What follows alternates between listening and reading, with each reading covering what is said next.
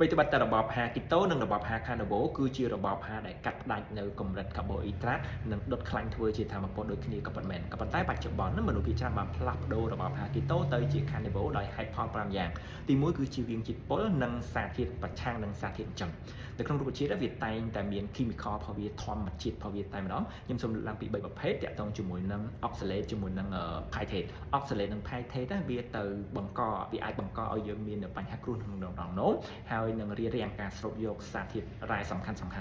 ហើយសារធាតុ leptin ណាវាអាចបង្កឲ្យយើងមានបញ្ហាសុខភាពពោះវៀនការរលាកពោះវៀនសម្រាប់បងមួយចំនួនសម្រាប់បុគ្គលមួយចំនួនហ្នឹងហើយនេះហើយគឺជាហេតុផលដែលពួកគាត់ចាប់ផ្ដើមផ្លាស់ប្ដូររបបអាហារ Carnivore ដែលញ៉ាំតែសាច់ស៊ុតខ្លាញ់សត្វក៏ដូចជាប្រភពគីជាដើមហ្នឹងណាដោយសារតែពួកគាត់ចង់កាត់ផ្ដាច់នៅសារធាតុពុលដែលចេញអំពីរុក្ខជាតិទាំងស្រុងហ្នឹងតែម្ដងដែលធ្វើឲ្យពោះវៀនរបស់គាត់មានពេលវេលាសម្រាប់ពេញលេញចំណុចទី2វាទៅជួយសម្រួលដល់ជំងឺ autoimmune disease ក៏ដូចជាបញ្ហាសុខភាពពោះវៀន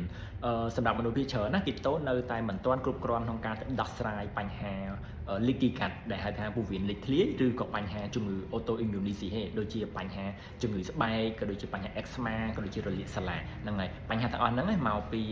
ពពួក fiber ក៏ដូចជាពពួករុក្ខជាតិមួយចំនួនណាវានៅតែបន្តធ្វើឲ្យសុខភាពពោះវៀនរបស់យើងវាមានការរលាកជំងឺ leaky gut ហ្នឹងយើងអាចនិយាយថាពោះវៀនលេចធ្លាយក៏ប៉ុន្តែវាអញ្ចឹងleaky gut ហ្នឹងគឺកោសិកាពោះវៀនរបស់យើងវាបាត់ចំហមានន័យថាវាប្រហោងណាអញ្ចឹងវាជាផ្នែកមួយដែលធ្វើឲ្យចំណីអាហារដែលយើងញ៉ាំចូលទៅក៏ដូចជាពពួកបាក់តេរីអាក្រក់ក៏ដូចជាសារធាតុពុលមួយចំនួនងាយជ្រាបចូលទៅក្នុងចរន្តឈាមរបស់យើងហើយជំងឺ autoimmune disease ហ្នឹងវាពិសេសខុសគេត្រង់ថាពិបាកមែនទែនពិបាកក្នុងការព្យាបាលមែនទែនជំងឺហ្នឹងមានន័យថាប្រព័ន្ធការពាររាងកាយរបស់យើងវាច្រឡំថាកោសិកាក៏ដូចជាសរីរាង្គកាយរបស់យើងហ្នឹងគឺជាពពួក virus ពពួកបាក់តេរីពពួកសត្រូវហ្នឹងហើយអញ្ចឹងវាច្រឡំដល់ហើយវាទៅវាយនៅតំបន់ហ្នឹងដែលជាហេតុធ្វើឲ្យរាងកាយរបស់យើងមានការរលាកហ្នឹងឯងជាធម្មតាប្រព័ន្ធការពាររាងកាយរបស់យើងប្រៀបបានដូចជាកងទ័ពដើម្បីការពាររាងកាយរបស់យើងពីសត្រូវខាងក្រៅចូលមកហ្នឹងហើយក៏ប៉ុន្តែនៅពេលដែលយើងមានបញ្ហាជំងឺ autoimmune disease ហ្នឹងមានន័យថា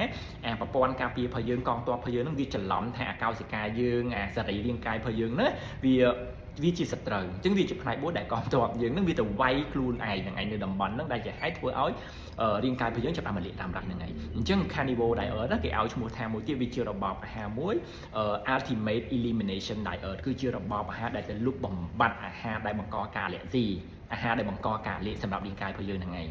ហើយ Carnivore diet ហ្នឹងណាវាគឺជារបបអាហារមួយដែលជួយឲ្យបញ្ហាសុខភាពពោះវៀនរបស់យើងវាឆាប់ប្រសើរឡើងហើយកាត់បន្ថយអាការរលាករ៉ាំរ៉ៃនៅក្នុងរាងកាយរបស់យើងវាប្រសើរឡើងខ្លាំងជាងគីតូ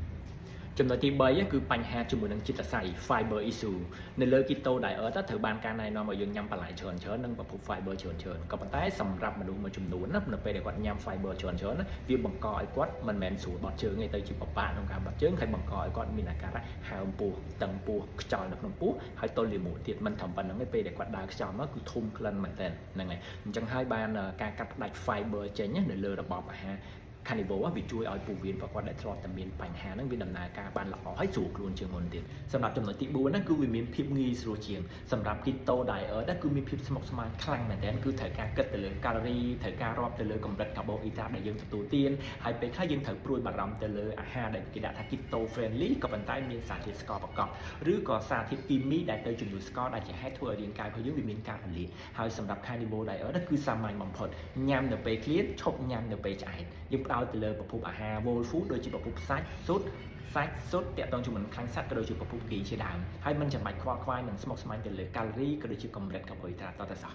ហើយចំណុចទី5ទៅកាត់ផ្ដាច់ចំណង់អាហារផ្អែមនិងអាហារកែច្នៃសម្រាប់ Keto diet នៅមានប្រើសារធាតុផ្អែមជំនួសស្ករផ្សេងវាធ្វើឲ្យចំណង់សារធាតុផ្អែមចំណង់អាហារផ្អែមនៅមាននៅក្នុងខួរក្បាលរបស់យើងឯងតែ Carnivore diet គឺកាត់ផ្ដាច់សារធាតុផ្អែមទាំងស្រុងហ្នឹងវាធ្វើឲ្យអរម៉ូនឆ្អែតដូចជាអរម៉ូន GLP-1 និងអរម៉ូន leptin វាធ្វើការបានពេញលេញវាធ្វើឲ្យយើងលែងឃ្លាននៅចំណង់អាហារផ្អែមងាយក្នុងការឲ្យយើងសម្រកទម្ងន់បានយ៉ាងមានប្រសិទ្ធភាព